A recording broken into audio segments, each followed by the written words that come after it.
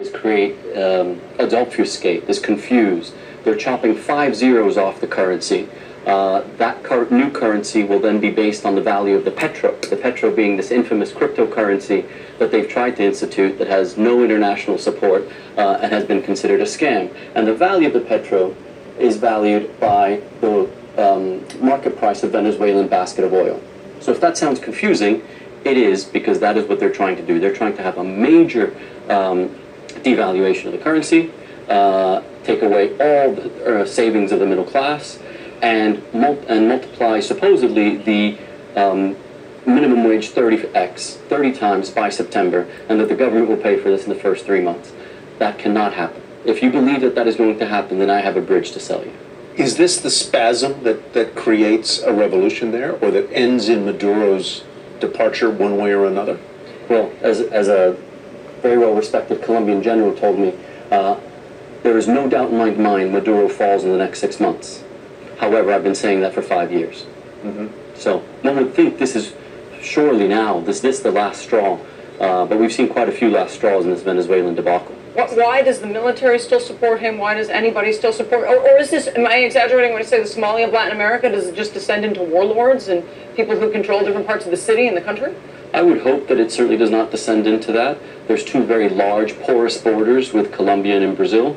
And then what we've discussed before many a time, Michelle, these are the largest oil reserves in the world. Right. There's 300 billion barrels of oil in that country. How bad is the border crisis? Is it comparable to what we talked about with Syria?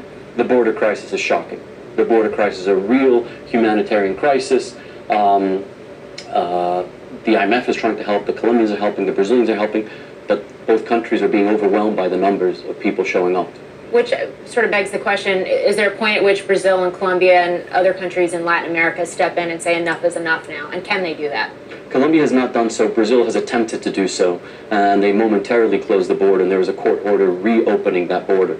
But it's not just those two countries. There are Venezuelans throughout Latin America. Believe it or not, there are thousands and thousands of Venezuelans that have walked from Venezuela to Argentina. It's a 3,000-mile walk with children. So images that we have just never seen in Latin America before is unfortunately something we're seeing now. We should worry less about them, I suppose, but what are the wealthy doing with their money, and what are the wealthy doing day by day to get by? And are they increasing their security? What's happening?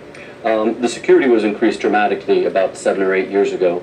The upper echelons of socioeconomic life in Venezuela have always been very rich. This country's been producing oil since 1914. Venezuela was, for many years, the per capita richest country in the Americas. The Concorde used to fly direct from Paris to Caracas. Really? Yes. I didn't And know now that. people don't have food. So the economic elite that are not connected to this regime have left. They're in New York, they're in Madrid, they're in Paris, they're in Spain, and in Latin American countries. How does this play out from an investment standpoint? We had the news today about a deal with ConocoPhillips, Goldman Sachs on the wrong side of a bond trade. Is there a bigger concern here in terms of the impact for Wall Street and businesses outside of Venezuela? Well, I think there's a couple of things that one needs to take into account. There's $62 billion worth of bonds between PDVSA, the oil company, and Venezuela that are not being paid. So far, the accrued since those defaults occurred is now about $5 billion. Will be another 3 and change by the end of the year. So now the Venezuelan debt to the marketplace is about $70 billion. And that sounds, okay, who is this marketplace? This marketplace is U.S. retail and U.S. pension funds. That's who owns this. Mutual funds own these bonds.